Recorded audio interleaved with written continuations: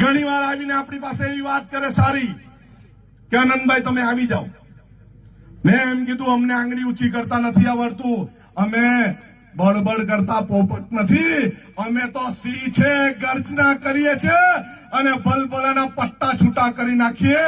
એટલી તાકાત સાથે આદિવાસી સમાજનો આભાર માનીને ફરી એકવાર આખી ટીમને, ભારતમાલાની આખી ટીમ, સંઘર્ષ સમિતિને ખૂબ અભિનંદન. આવનારા દિવસોમાં જ્યારે જ્યારે અન્યાય થશે, અન્યાયની સામે ન્યાય મેળવવા માટે આ તમારો ભાઈ, તમારો દીકરો તમારી સાથે છે, સાથે રહેશે અને સાથે હર છેલ્લા શ્વાસ સુધી સાથે રહેશે.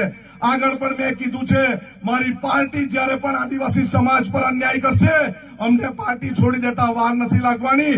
આદિવાસી સમાજમાં રહેલો છું, જન્મેલો છું, મરીશ પણ આદિવાસી સમાજમાં અને ગ્રામ્ય વિસ્તારમાં જ. અમને કોઈ લોભ, લાલચ, કોઈ ભૂખ નથી.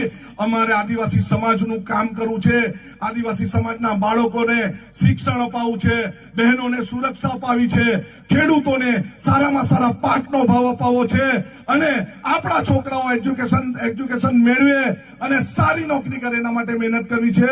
સૌને જય જોહાર, જય આદિવાસી.